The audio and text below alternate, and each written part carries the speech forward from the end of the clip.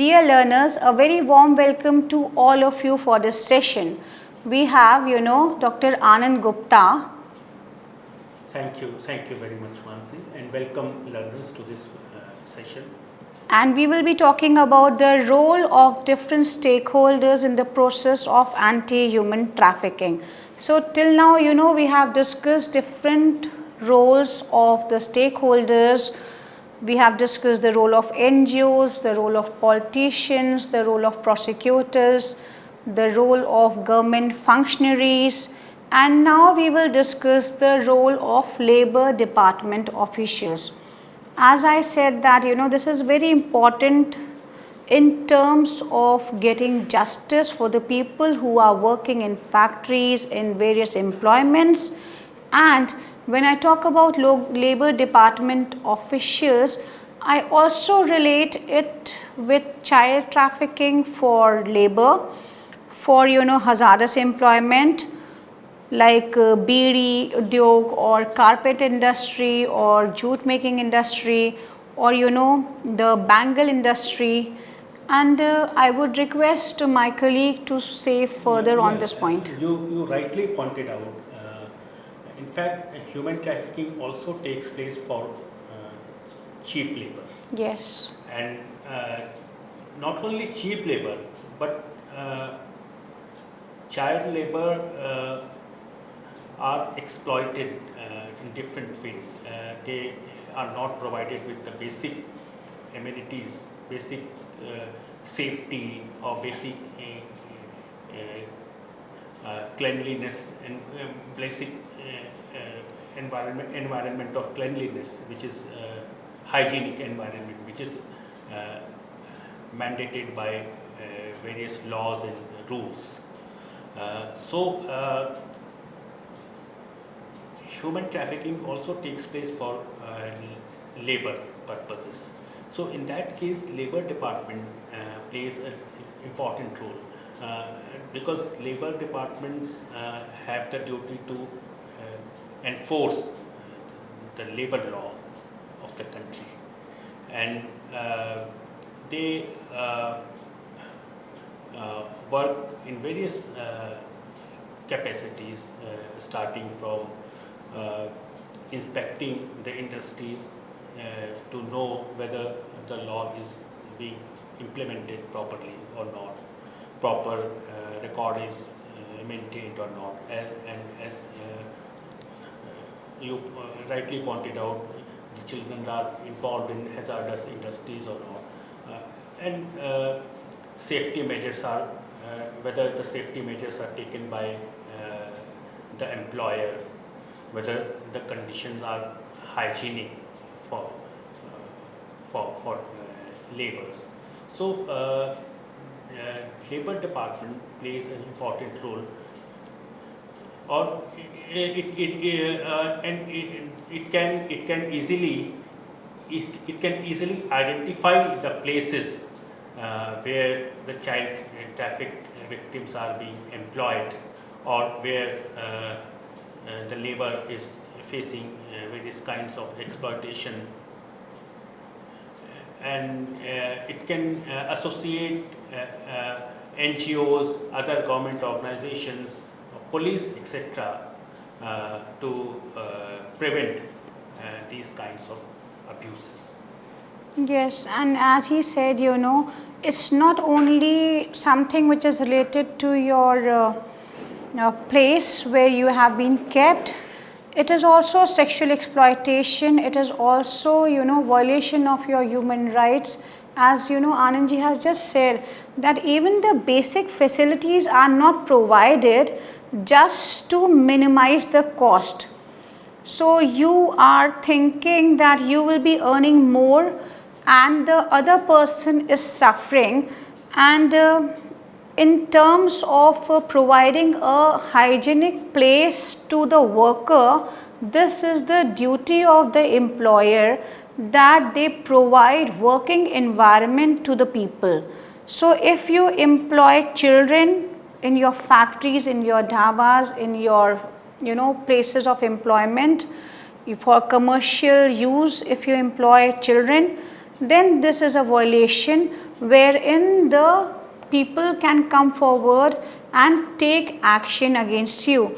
When you do not provide the basic sanitation to the people, we have seen, that after rescue it has been found out that in one room 20 to 25 people sleep, they eat at the same place, and sometimes they do not have even a washroom.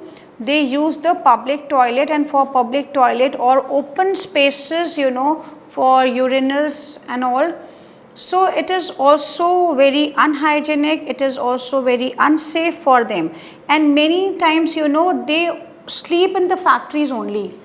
So where we have seen tobacco factories, when somebody sleeps in the factory continuously, they are involved in beedi making process, they are involved in packaging, and when a child is 24/7 in that environment, then even if he is not taking beedi, he is exposed to inhaling the same smell every day, every time, and this is because of his vulnerability, because he does not have a space or a place of shelter. When they are forced to eat at the same place, small children, sometimes have lot of ear and nose nasal issues, because the beads, when they are involved in jewelry making factories, the beads go inside the ears or nostrils, and then the child even sometimes is taken to the hospital and is not able to survive. So we have reports where we see that the children who are involved in this bangle industries do not have nails, because every times their nails are cut while making bangles. The children who are involved in chemical factories, they have all these purple nails, right, Anandji? Yeah. So when you rescue these children, you can easily find out. He has perfectly said that the officials who go for checking, for seeing whether the standards are met properly or not, sometimes we have seen cases where the male and female working for the same thing are not paid equally. So equal pay for equal work is not maintained in actual. Sometimes the registers are forged. So you have a different register to show to these authorities, and a different register for your workplace. Even the working hours, Anandji, is not fixed. Yeah, and we must also remember that Labor Department should also keep in mind that they are dealing with the people who are not, who come from very humble background. They don't have the resources, they don't have the enough education, and they are not very vocal type of people. They because they have faced a lot of exploitation, and from the very childhood they have been told that they have to work as per the wishes of the employer. So when they interview these victims, they should inspire confidence in them so that they reveal the truth. Because when they come to interview them, they generally don't tell the truth. The victims don't tell the truth because of the fear of losing job, etc., and facing various types of persecution at the hand of employer. So they should inspire a confidence in the mind of the people that they will not be victimized, and they should empower them so that the truth come out, and it is also expected from them that in case if they lose employment because of telling the truth, they should be provided alternative employment, and for that purpose labor department should have linkage, should have connection with industry and NGOs, so that they can be rehabilitated alternatively. Yes, and they can identify the vulnerable areas and the vulnerability factors and take remedial steps, and also advise other departments concerned to take appropriate action in preventing human trafficking.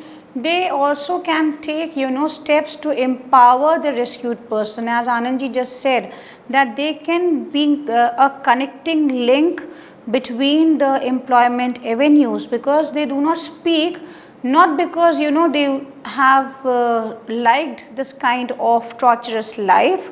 They are so happy living in a small and dingy room, suffering at the hands of the employers, being exploited sexually and other kinds of abuses by the employers. It is because they are so vulnerable that they have a fear that they will lose even this kind of a lifestyle. So Anandji was very rightly, he has said that they have to first gain confidence.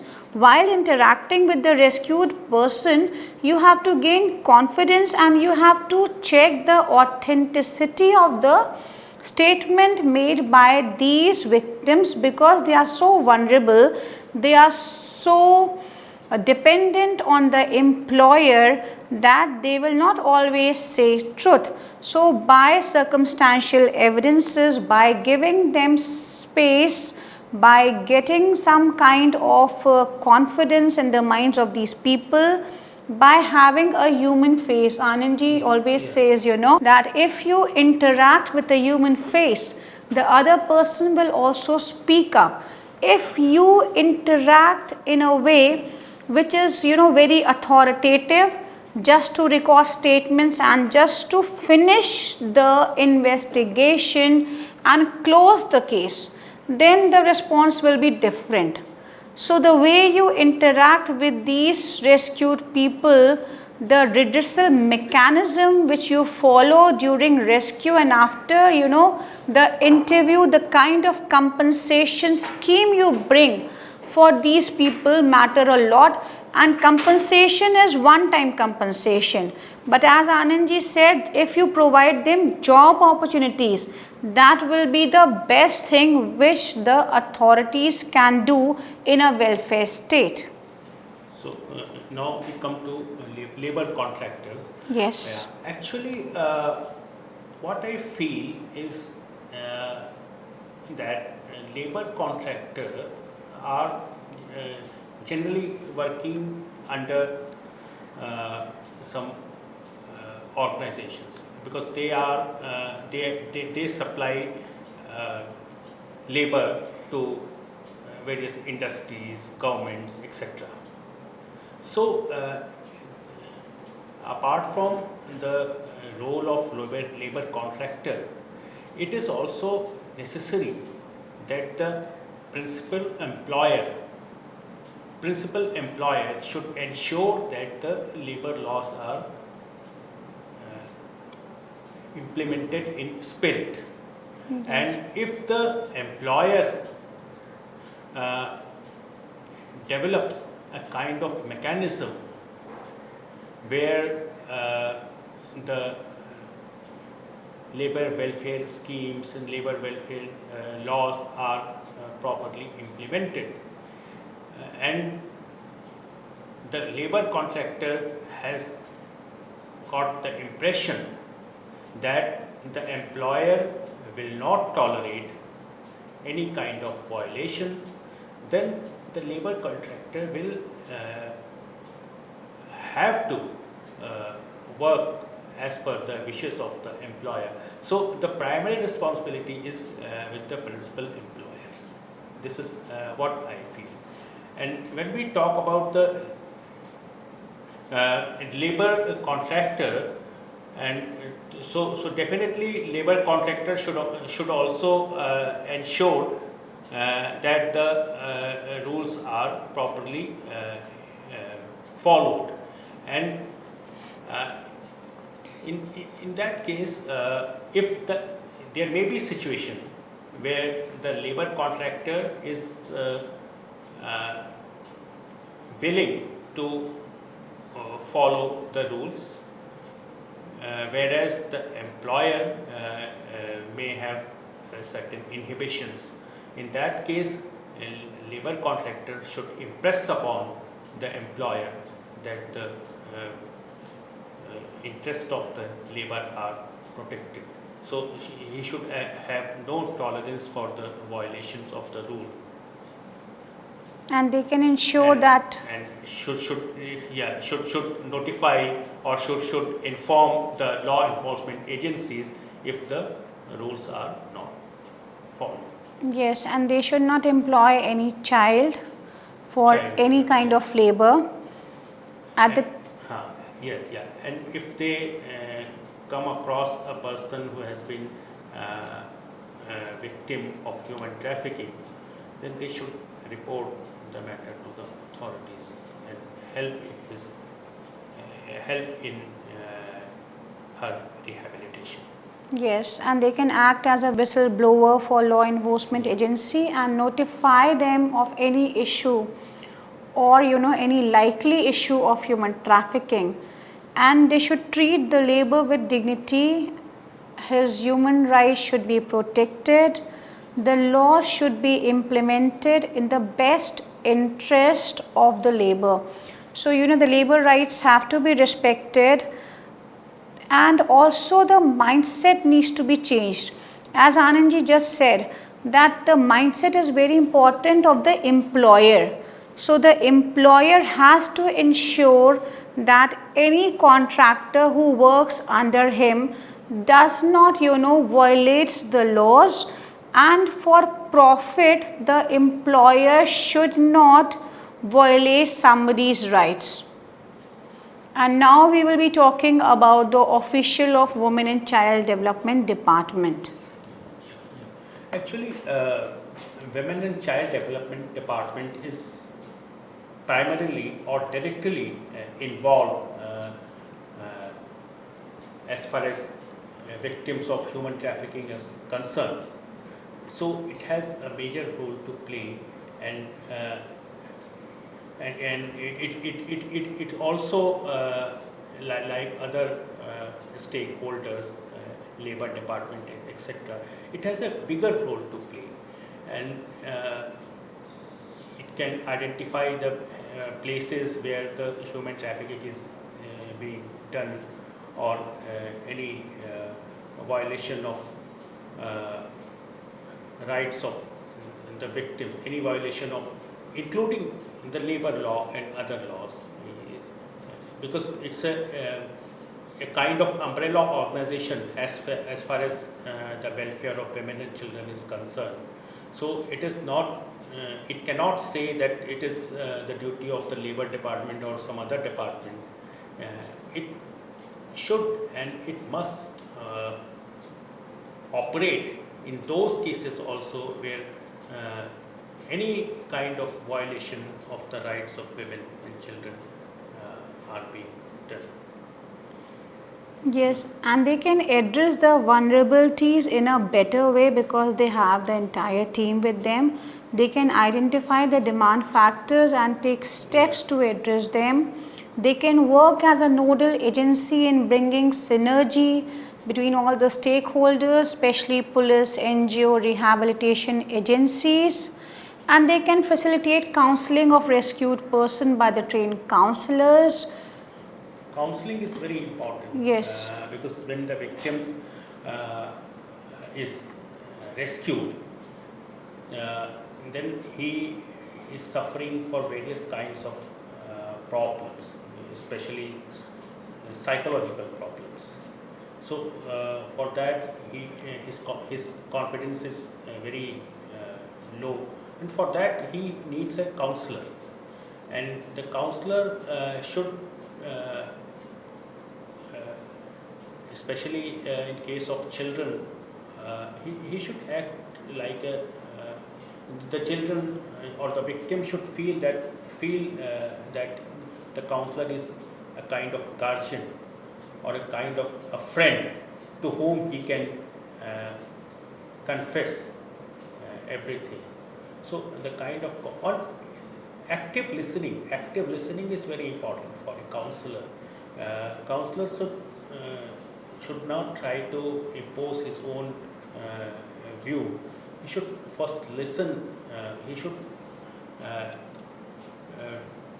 take a step that the victim speak out whatever he is suffering. So counselor has a very important role to play.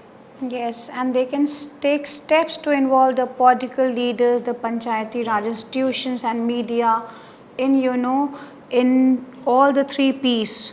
Then they can also act as a nodal center. Prevention and prosecution. Prosecution.